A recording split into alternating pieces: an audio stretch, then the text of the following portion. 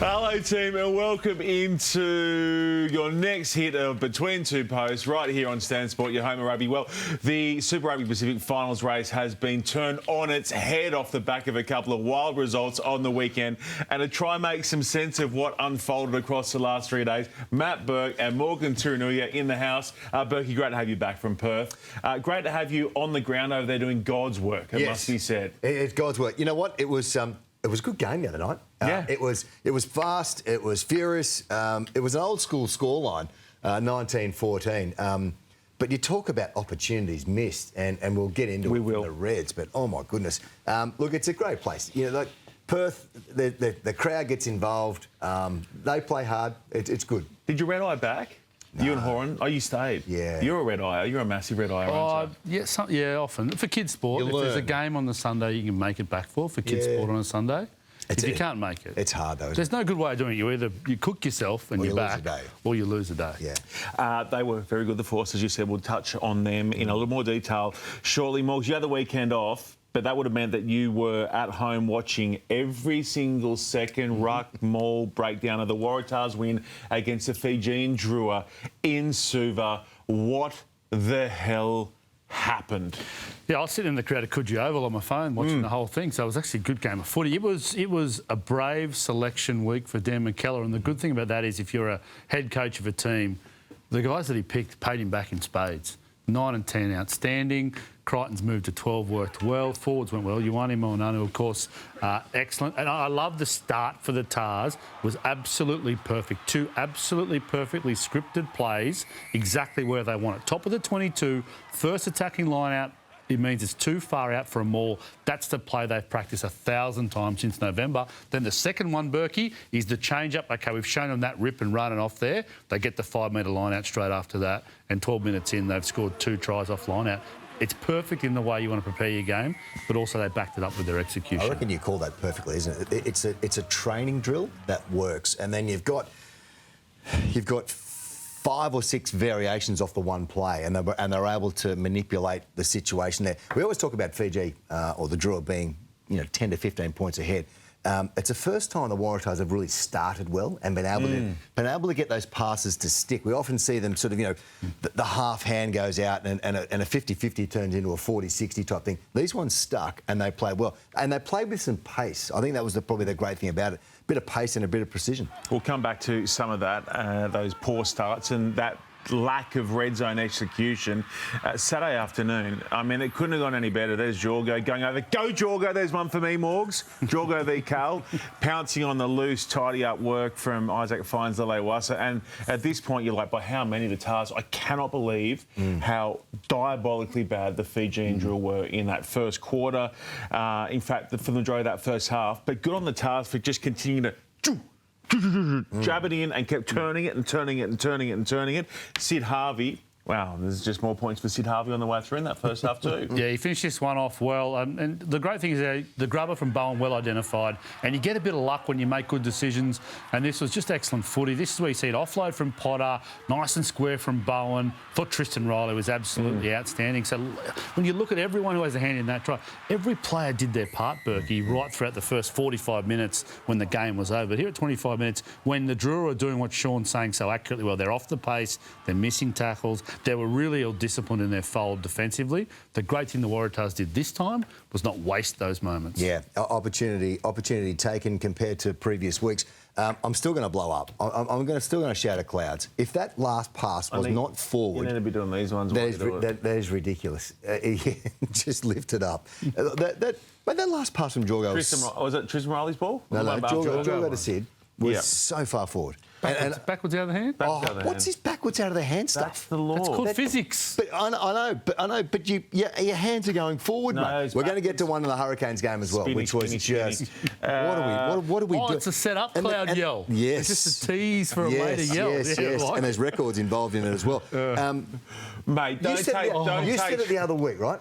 You said it the other week. Was that the Hurricanes game, the Finnegan off of... Yes, correct. That one was about 8 metres forward. 8 metres forward. If that was 8, that was 2 metres forward. I reckon it's just a camera angle there in Suva, a little humidity dripping in. We want more tries, not less of them. Because the boys in New Zealand were talking about it the other day, about if this is the standard we're going to have, run with it. Yep. Like, don't stop when the test matches come around or whatever. So we are throwing forward passes every week and getting away with it. Out of the back. I was just in a good mood. Listen, Teddy Wilson didn't even need a pass with his work because this guy can snipe Teddy Wilson. Yeah. Great to see him get a start as well. Great to see him actually take the reins. As Morg said before, the 9-10 combination. And he's busy. He's busy around the ruck. He's improved his kicking game as well. That was one of his weaknesses going into the season and learning. Like a good 9 does, chases, snipe short side. When you've got the ability to have a Jake Gordon there, and as you said, the brave selections, Morgs, it was good to see Teddy get a start because he's a genuinely starting 15. Yeah, that's also his kind of game. That's his kind of situation. He'd be the best support play backing up unstructured play 9 we've got in Australia, I would have thought, especially with Tate on the way back. He's very much in that mould. The base game is what he continues to build, which is why he needed an opportunity like that to start. Got to see more of Teddy Wilson on the field. Of course, the incumbent Wallabies number 9 is Jake Gordon. Of course, he needs the bulk of games. But this is the time now, if you're the Waratahs, that you've just got to build Teddy Wilson. So for the post-Jake Gordon era, he's ready to go. What you don't want is another 18 months where Teddy Wilson suddenly becomes a starting player and you've got to be patient. This is where they've got to be smart about it, and this was a great selection. They're very different, aren't they, in their body shape, the way they move, just what they both bring in terms of class to them. And then this is the knockout shot right on half-time. Angus Scott-Young, who has been a beast in defence for the Waratahs since starting. He started the other week, did he, Morgs, against Force, remind me? Has been bashing himself in D. Powers in tight to make it 36-7 at half-time. And it's worth remembering that this is the Drua's last home game of the year. It was their first game in Suva, and the locals, when they cut to them at halftime, were in absolute disbelief. And I thought maybe response. No response really. There was game over, and then when our man Maloney goes over early in the second half, boom, that's it. Tarzan. That's the good thing, isn't it, Burke? Season still alive, Morgs. So, yeah, that's the good thing, Burkey. They go in at half-time 36-7 up the Tars, and you just got to think, if we score once, it is game over. The Drua want to mount a comeback. You know they can score 21 points in 8 minutes. This was mature and brilliant from the Tars. And the understanding of where you need to be, that's a great finish. That is great. And look at his pump. He's become a cult figure. Mate, he's awesome. He's great. He's shored up that scrum, especially in the last couple of weeks. And he's a massive human too. Yeah. And when you get him on the run, that's great. But you're right, Morgs. You go into a change room there, you know there's going to be a response. You talk about possession and territory, always end up about 50-50. Right? And then the Waratahs had the bulk of that first half, and hence they scored all the tries. They're going to get their fair share. It was by how many or how much can they limit the opposition, and they did it well in the second half. And they won. Drua won the second half, but they were so far ahead. I'll tell you what they didn't win. They didn't win the best celebration of the afternoon when our man Pelosi went over. The Matt Dunning protege. Oh, this was so good. Look at this. The big fella powering over. He managed to source over 100 tickets for all those in his village. Back on the other side, I'm pretty sure, of the island over near Nandi. And the big guy had 135. You're going to yell at that, Cloud? Did he get that down? Yeah, he spiked that. That was great. I'm happy with that. OK. Yeah, I'm happy with that. And that was game set for 50. Brilliant stuff. Yeah. So, fellas... A couple of supporters over there as well. They were just... it was epic. P. Jorgensen was over there. Oh, was he? Yeah, he was in the members' stand. Of course he was supporting with his Waratahs cap on. So he won't go to Bar or Sugar City. He's a Suva man. He's a Suva man. Do they have a Chows in Suva? Oh, I'm not sure there's Maryvale for Jorgo over there. He'll fly it in. We would have liked what he saw as a former Waratah. Fellas, it's a season... they've kept the season live with that win. Well, they've got their destiny in their own hands now too, not just... I mean, I just can't even... I'm watching that game, I'm like, who are you guys? Like some of the... It's interesting, McKellar said it the other day, their good is good and their bad is bad. The in-between, it's just a big gap. Yeah. So they've got to find that ability, we always talk about, find that ability to be a good team and grind it out and get the win. And we see some of those Kiwi teams do it. That's what these guys have to do. And great win. That was... The hooker selection was forced on injury. It'd be interesting to see Kellaway's been out with concussion. Joseph Akusa-Suaalii was obviously a late withdrawal for soft tissue injury, looked like hamstring again. What does McKellar do selection-wise this week? Does he stick with those guys? I think you got Can he it, don't change? you? Well, season on the line. The other thing is, playing in Suva, the difference in terms of how sapping it is for them. Suva's tough, everyone acknowledges that, but the other two venues are another level in terms of how much it drains them and saps them and kills them off. So they might come back fresh, those boys. 6-day backup. They might come back fresh. Yeah, I doubt they'll do anything all through the week. Yeah. It's good. It sets up nicely for Friday night. What do you reckon? Turn up tomorrow, 10-pin bowling or water slides? Something. Bit of a change-up? Just something. Go and see the Michael movie, maybe? Do you remember that? Do you remember that? That's when I saw John Travolta and Michael. Is it John Travolta? In Jackson. You said the Michael Jackson movie. Michael Jackson. You want to watch the Michael Jackson movie? I was saying, like, we've had some funny days where you turn up, you think you've either had a couple of losses in a row, you're battling. It's either we go to the pub, or you turn up and everyone's like, one in Christchurch? Yeah. Was that after the 96 score? No. That was the Bermuda Triangle. Lots of things, time and space didn't count then. But you'll turn up sometimes. It's like bloke who just sat there the whole time.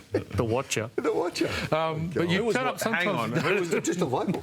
Just a local. You had a watcher come along and just check you guys out. No, he was already there. He had his own seat, and he had a jug sitting in front, and we just kept on refilling it. And he was just The watcher. Waratahs watcher. So are you saying that the Tars will come back and watch Michael? The fun days where you think you're going to get this Tuesday, you think, we're going to get flogged again, or we've got contact again today. And sometimes it's smart coaches at the right time will go, Berkey, what's your shoe size? And he's got quite a feminine 8.5 or something. Well, you're quite a small foot, Berkey. Okay. No, it worked. Yep. Kicked a few points. No, but let's go 10-pin bowling. Let's go to the water slides. All those sorts of things. Something different. The other times you think, maybe they'll do it, and they flog you. It changes mentality too. Yeah, just to freshen up. I reckon they're getting flogged. Yeah, sorry. I don't think After all that, on that, which is a waste of time, I'm not sure McKellar's that kind of coach either. I tell you what, he ain't no watcher. Yeah. He ain't no watcher.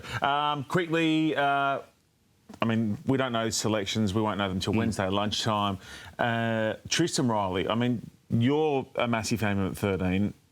I am too. I think he's such a tremendous footballer. Does he stay there this week, you reckon? Can you move him? Riley at 13? He plays 13 at Randwick, right? Yep. Yeah. And good. Sometimes you just need to get a touch on the ball, don't you? Like you just get that early ball to be able to play. And that's what they've been missing out with Joseph at the moment, just not getting him in that early ball. It's been a decoy runner or of the like.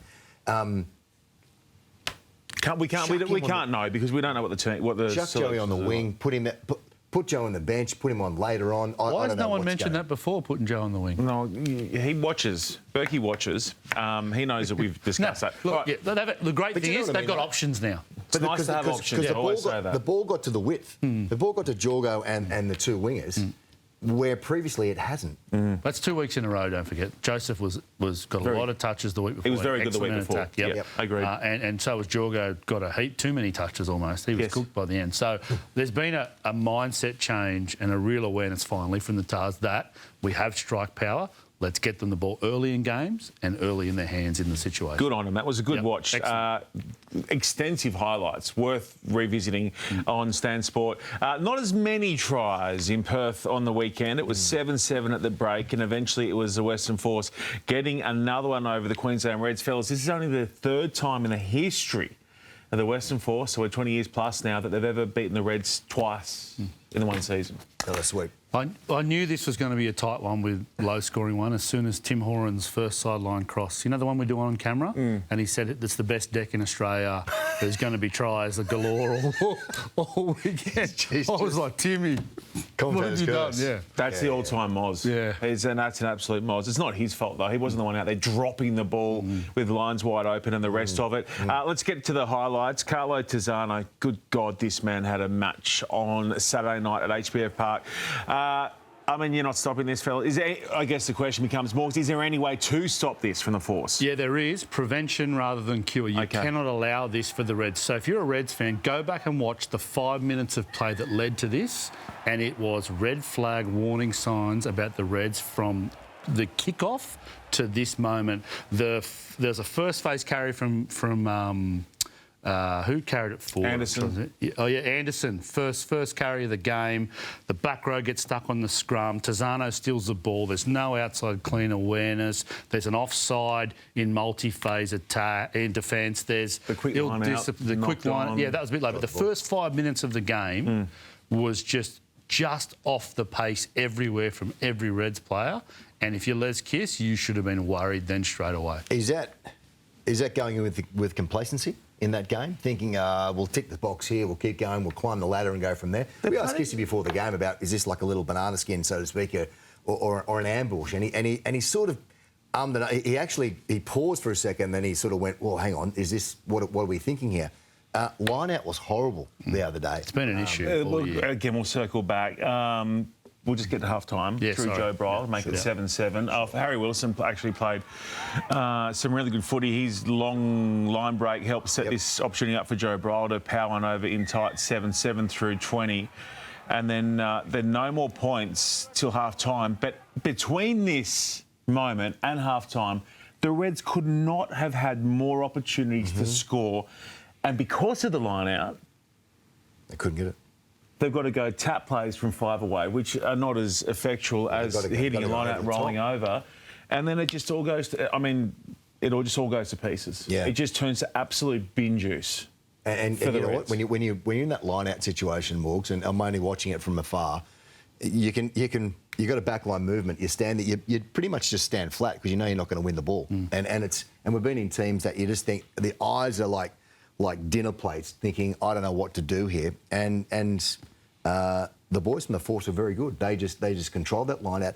They ended up pushing them over the back to Hunter Paisami to catch, and that was about the only way they can get it. And even that one was not straight. I think it was. They got a penalty out of it as well. It's alarm bells for Queensland in that if they need to go further in this competition.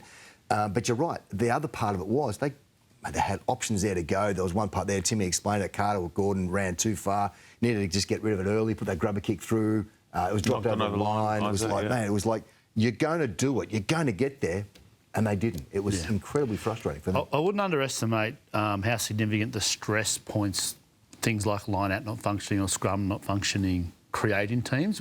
It's like players start to force things, hookers and line-out callers and jumpers. It starts to flow into other parts of their game. If you're Carter Gordon, you're trying to score off this play, you might throw the offload that's not on because you're not sure where your next chance is coming from. You cannot win consistently at Super Rugby or Test level without a functioning line-out. I would suggest you can't even win shoot, shield or hospital cut games without a functioning line-out. Let me ask you this. What's wrong with just watching it all just go to absolute pieces for them the other night? You just take the 3 tallest men in your team. 2-man line-out. Or just take the 3 tallest, and the 3 tallest combine to lift the 2 second tallest, lift the tallest, with the 4th tallest standing behind just in case it gets overthrown. No one does it anymore. Lose a line-out. No one does it. No one does any 3-man, 2-man line-outs anymore. They reverted to throwing it into the face of Massimo De Lutis at the front. How do you think that went? But yeah, there's almost a not an arrogance, but there's just a belief that, OK, we've got to solve this as opposed to winning the game in the game, finding a solution. It's why you see Tim Ryan drop the ball off that quick line-out because it just creates stress everywhere else. Yeah. No one is planning for that situation. Sure, no one's saying, oh, boys, just in case our line-out goes to pieces. But they've known that the line-out's been bad for weeks and weeks and weeks. I guarantee that they work hard, they go and practice and practice. Yeah, and they walk out on the field quite confident.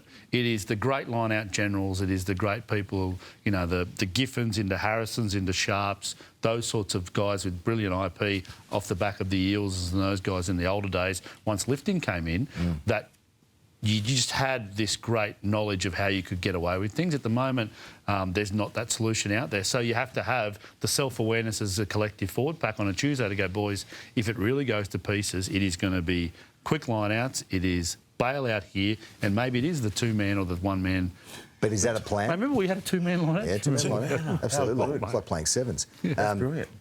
They try running off the back of it, though. Yeah. You do a 13-man. We just do a defensive line. And it was like, Morgs, hit it up. Yeah. It was like, oh. Where is he? Oh, where is he? Remember Twickenham? I think it was Twickenham. It was like, mate, can anyone else maybe crash it up? Got a bunch of forwards out here next to me. No, that's so true. So 7-7 half time, and then, I mean, the Force played really well. Max Beery directed them around nicely, was well complimented by Hamish Stewart at 12, and it was Hamish Stewart sending the crossfield kick in the direction of Lomax to put them on the board first in that second half. Jeez, he's a big unit. I mean, you were there. You interviewed him post-game? You interviewed him post-game? Helmet. Horan did. But big dude, eh? Yeah, you know, his role at the moment is to chase, and he's doing well. He snared a couple of just box kicks on the way through. Puts enough pressure on Ryan there, and the spilled ball results in the try. There was the one moment when the ball went inside the 22, and he ran it about 5 minutes, and then he put it on the toe inside the 22, and the closest defender was 30 metres away. And we all just sat there and went, we've got to learn the rules there, my friend, or the laws. Look, he's going okay. You know, he's enough to be able to take the ball forward. He's enough to be able to create an option off a 10 or a 9, or when it goes to the width there, he stays in, comes off the right foot pretty hard. It's still a massive learning curve for him to be able to be in that space. I'd love to see him with a bit more time and space on the outside to really unload, to see what he can do. He did it a couple of games earlier when he gave that sort of no-look pass on the left-hand side there and got a result from. He's still learning the trade. That's the biggest one, though. I like that he came in sniffing and got absolutely blown up smoked. by a big starting team time, the Muller man. Yeah. Big Hamish Muller out of Brothers, and but he just kept going at it. So that sets up a lead. Then Tim Ryan, you would have loved this score, surely, you two both. The set play. Well, this must be the source of frustration for Les Kiss, because when they stuck it, they looked like world beaters. This pass there, yes. the next pass now. Yes. Well, that's 35 metres in three passes. Is that forward? No, look back at the hands. Just checking. You're not seeing I don't that. think it is. Yeah, but Just checking. There was good depth there. I think that was probably the best part about it. And when you're playing that outside in defence, if you can beat them on the pass, you'll get them every time. And that was, I thought, at the time when I thought, and I don't know about you were calling the game, I thought they were just going to open up and just let floodgates go then. The Reds. Yeah. That scrum. Look, scrum dominance. Yes. Look, you can call something with confidence. They probably should have had a penalty advantage already. I don't know if he actually stuck his arm out. Yeah. And that's probably why it's in my head, Sean. Sorry to plagiarise your comment. Go for it. How much confidence can you have with the back of that? Boys, we're shoving this. Harry's controlling it well. Let's have a shot. And you got Carter, the best long ball in the Australian game. But they played to their strengths. Hunter's going to attract defenders. That's the situation. They just couldn't replicate it. And Australian teams score almost 2/3 of their tries off line out. 14-14, and then, I mean, you don't want to give the Force, multi-phase possession, because they can just strangle you. This came off a lovely little chip over the top brought in by Georgie Bridge, and it's Carlo Tizzano just lurking on that faster like Matt Hodgson used to do, Morgs. Yeah, just well put together, really. I love the change-up of the chip in behind. The Force are going to chase everything down. And then the discipline of a Tizzano who wants to chase the ball, who wants to get in there and be around, where he was patient out wide waiting for it as well. And obviously he was outstanding individually. But the Force, if you give them enough shots, they're going to come up with that. Once again, a really smart game plan. Yep. Territory. I had a sore neck looking right-hand side there. Everything was played down that end of the field. What about the understanding from Dolly just then as well? Just catch the ball and give the space on the outside. Don't run with it. Understand where the space is, give it, and then catch, pass, and try time. They just get, that chokehold. The way that they can dominate time with ball. I mean, I had a look at the numbers post-game, and they went +5 phases 14 times. Okay. That's a lot. Yep. You average out, a minute for each of those? So that's 15, let's say somewhere between 15 and 20 minutes, and them just going side to side, side to side, camping your half, camping your 22. They might not get points, but they're just grinding teams down. Yeah, so we're talking about the Reds a lot, but as you mentioned, the Force were excellent in their strengths, played to their strengths. And this is a tough week for them. No Dono. and Robertson injured, who've been their consistent 9 and 10 and excellent all week. And then, these guys haven't got a ridiculous amount of reps, the Hasties and the Buries. Bury, we know how good he is, but they came out and executed once again. It's a sign of a good program when guys in important positions can drop in and execute that game plan. And I thought their whole back row as well were outstanding. I'm guessing that result would have had the Sea of Blue dancing, and your co-commentator was doing similar post-game as well. Wasn't he? What? This is one T. Horan. Speaking of Michael. Yes. What about just have a little glance in the background? There could be a little front moon walk there by M. Burke. Yeah. Just have a go there. A little front moon walk. That's very difficult. The front moon walk is very difficult. In the RM. You like doing knee rehab or something?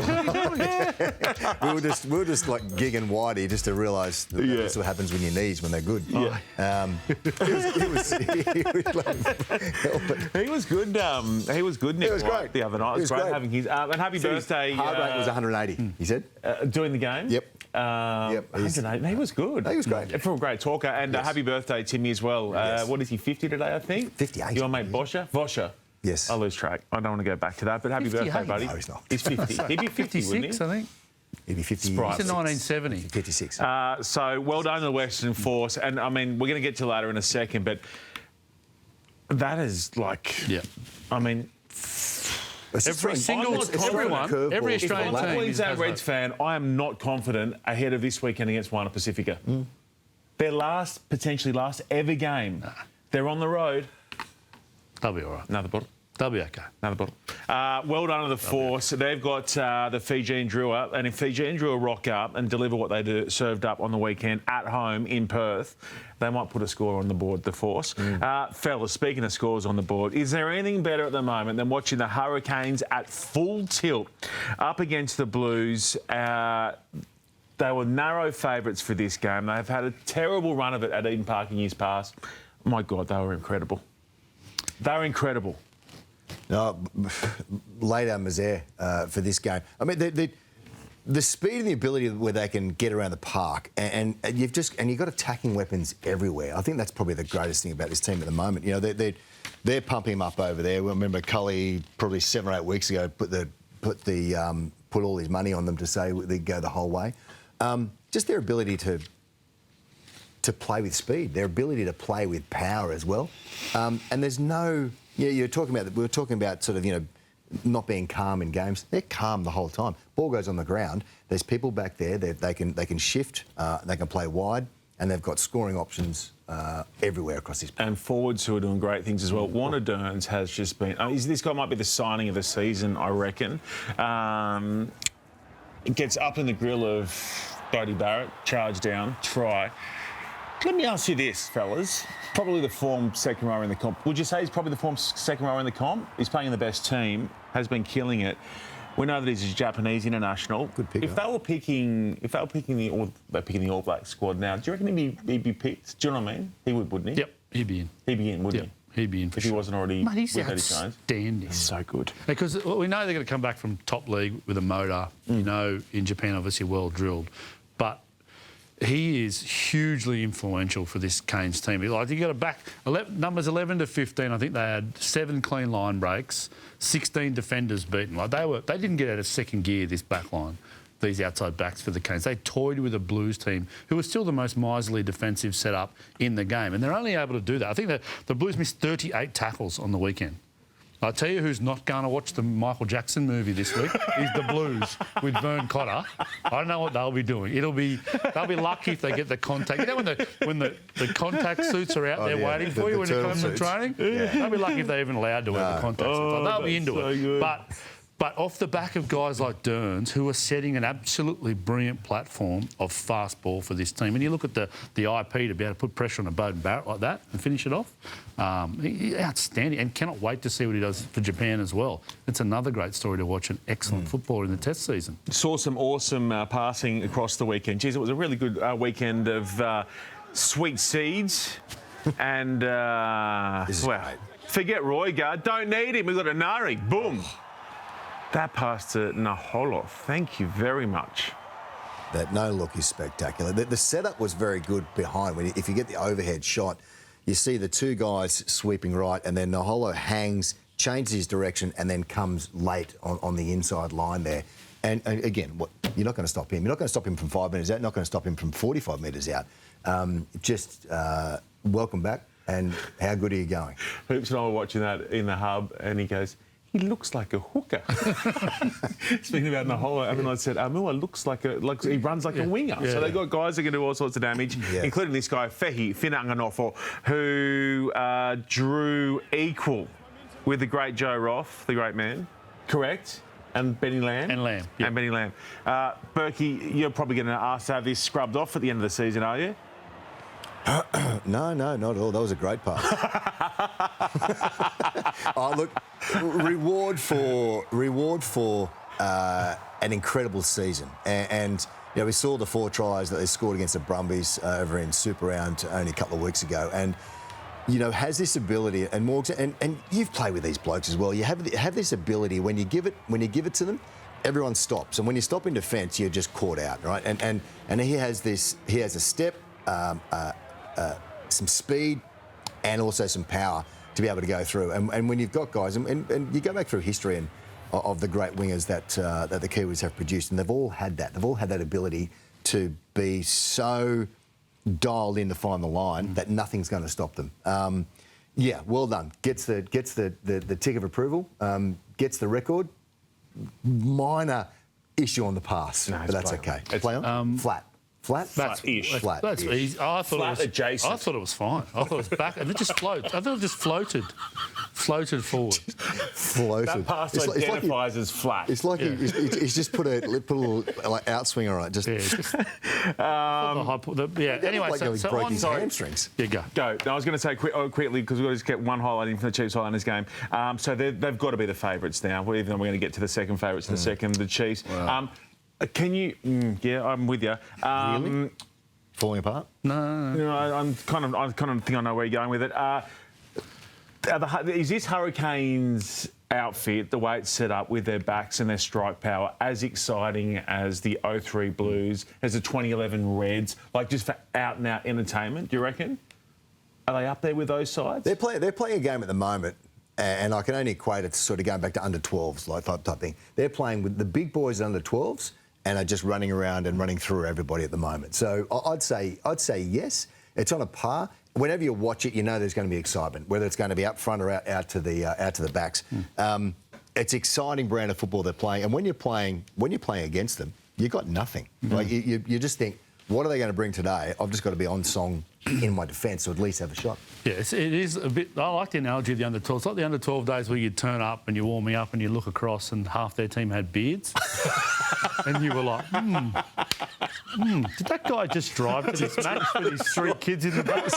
Like, in under-12? He's got the bottle ready. You know when you're warming up and you look across and you're like, please tell me that's the under-16s team turning, warming up. There's another field. They're that dominant, they're that exciting, they're that quick, they're that good. fast, passing, everything. Yeah, I just think that 03... Well, there's the Crusaders, of course, right? And the way they do it. But in terms of out-and-out entertainment, do you know what I mean? In terms of... I never thought we'd see anything like the 03 Blues, and this is close, isn't it? This has a bit like... similar flavour. Yeah, definitely, yeah. Yeah, okay. They've got to go do it. They've got to go win it. Correct. They've got to win the tough stuff, and remember the Blues had to do that a little bit old school too in the last few weeks, but it smells a bit like that. Fellas, we're going to wrap because the graphic behind us says so with Chiefs Highlanders. We'll just go to the one highlight of this game because it was a tricky watch through large chunks, but we were delivered another outrageous pass at the back end of the game to see the Chiefs through as big winners in the Highlanders. Look at this, 4 minutes of elapse. The Chiefs tried to end this game moments before by trying to kick it in a touch. It ricocheted off a Chief back in field. Boom! There's another great pass from Kyron Tomoifalau, which saw them run in a crucially big score at the end to stay in touch with the Canes at the top. How good's that, Paul? Do you know when you're on song, you can do anything, and Chiefs and Hurricanes are exactly that. They can throw a pass and someone's going to be there. That's the excitement and that's the flair. That's That's the control they have. That's the ability to know, that sixth sense, if that's the word. But that was pretty special. What is funny called the other week? Telekinetic. Yeah. Which is not the right word. He goes, I mentioned, you say telekinetic. He goes, yeah, it was meant to be telepathic. Yes, Well, we got there eventually. Tell you something. Tell you something. Fellas, posties time.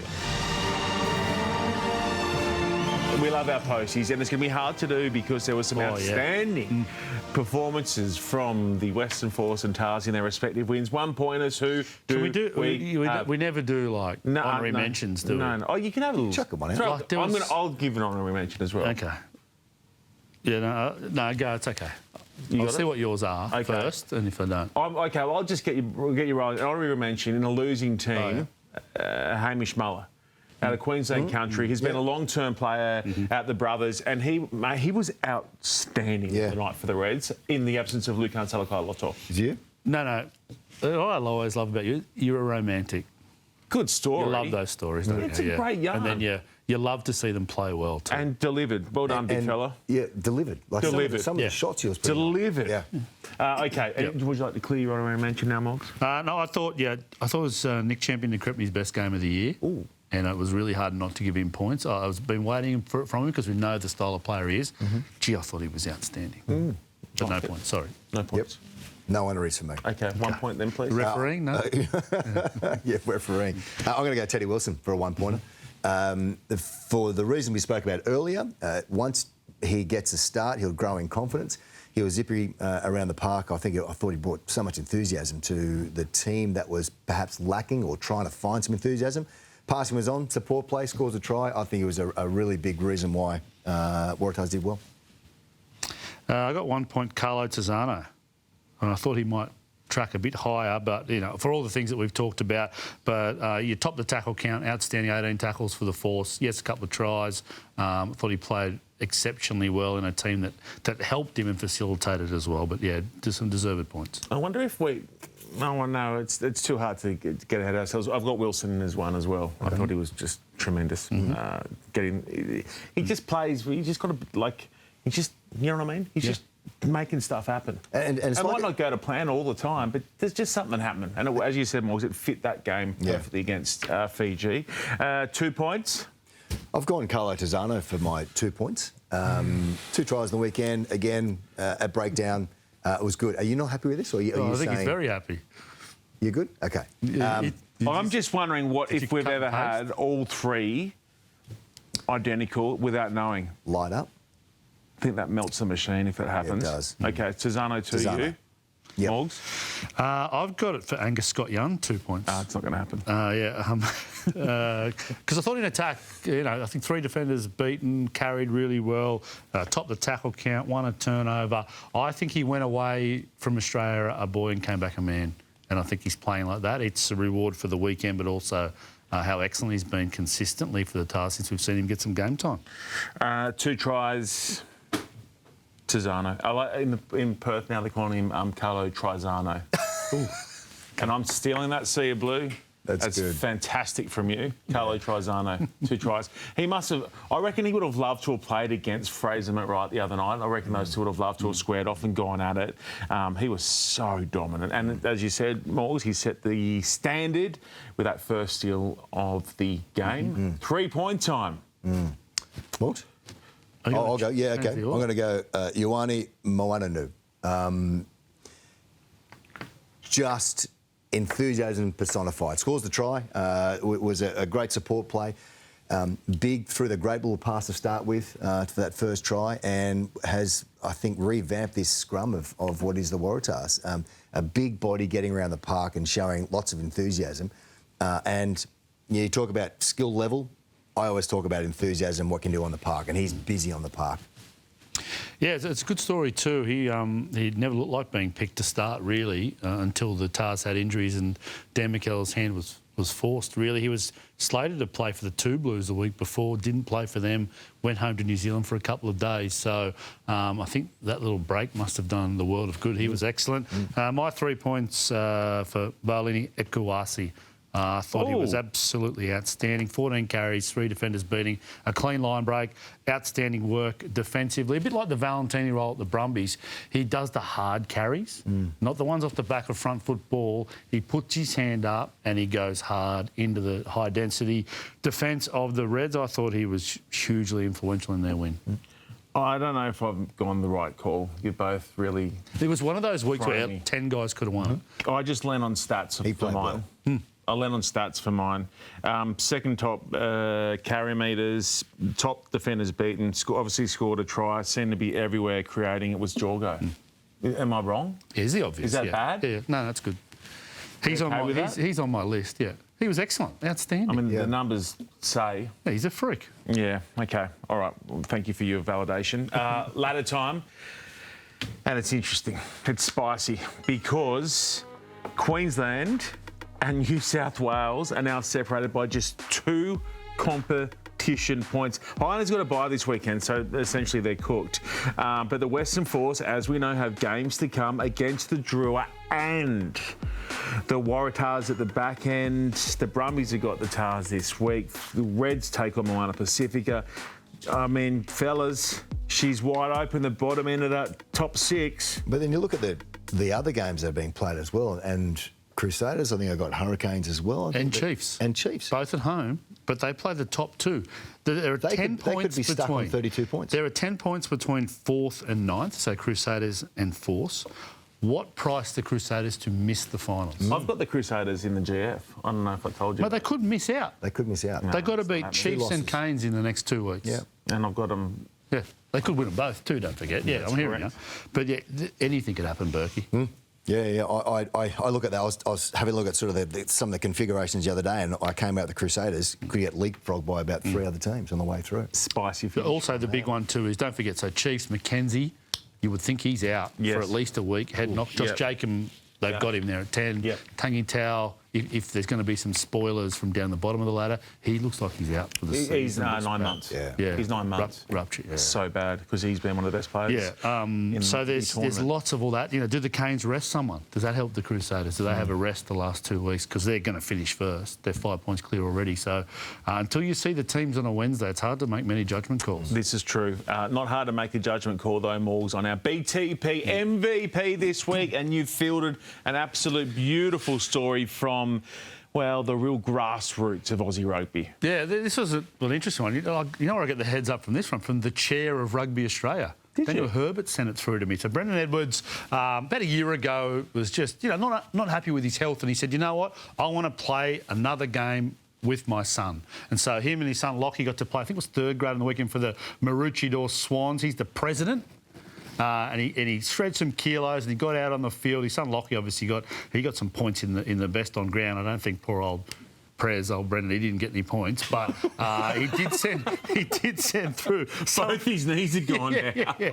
He did send through some of his stats. He reckons he got a good turnover. I think the bloke in front of him dropped the ball. How much weight do you reckon he shredded? Some double digits kilos. Is it? Yeah, it's over 20 kilos, Herbie was saying. So it was just a really cool story that he got to play with your kids. Will you ever do like the Presidente and go back and play a game with your young bloke? We talked about it because he's just gone to grade. Yeah. And we talked about 4th grade. But unfortunately, I wouldn't be good enough to make the 4th grade team. I was actually the touch judge for 4th grade at Coogee Oval on Saturday against Uni. They put 60 on Uni. Oh. I couldn't keep up with the flag. Yeah, OK. I needed to go for an ice bath running up and down the sideline. Yeah. So the idea of it was great 5 years ago. But now this 4th grade is an excellent standard. How many Rammer games have you got? Do you know? How many Rammer games have you got? Have I played for them? Yes. About 100 or so. Right, so you got your 100 up, right? Something like that, yeah. Only about 50 first grade games. Because don't forget, we weren't like you. We liked going back to club. We weren't... I'm going to guess Mum Turinui's not on board with you going back and playing either. No. Forget about it. We're going to wrap it up with a little look at a returning Reds gun as well. Forget Turinui's coming together at Coogee Oval. Tate's back. Fantastic. Scored a try. What about the... love it.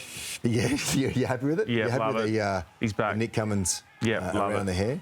Hang on. Look, you know what? It's great seeing him back. It's been sad seeing him. We've been to up at Suncorp a fair amount this year. To see him blazer, suit, pants, that kind of stuff. Just go, mate, are you nearly there? Are you nearly there? Yeah, getting better next week. No, not quite there next week. Yes, I'm feeling better next week. No, not quite there. So for him to get back, and we spoke to Joe Smith the other day over in Perth, and we asked him the question. It's great to see, the armoury that he has now, and including Tate to be able to get back to some kind of form, to be maybe included down the track.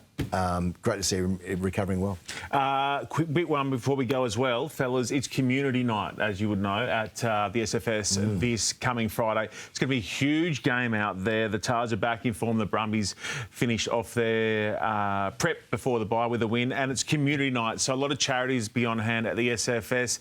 And it was so good to see last week Sid Harvey, Jackie Bowen, Dan Botha, and Liafi Talatayina head up to Bear Cottage as well, who they were so good. They were so good with the kids last week. So the Bear Cottage crew will be out there amongst a lot of others at the SFS. So if you're thinking about getting there on Friday night, don't think about it. Just do it, because it'll be an awesome game between the Tars and the Brumbies. Rugby Heaven coming up Thursday this week. Atco weekend today. Atco will be back. Fellas... is he surfaced? He'd have been a Magic round. It was a Magic round. Yeah, It was Felons.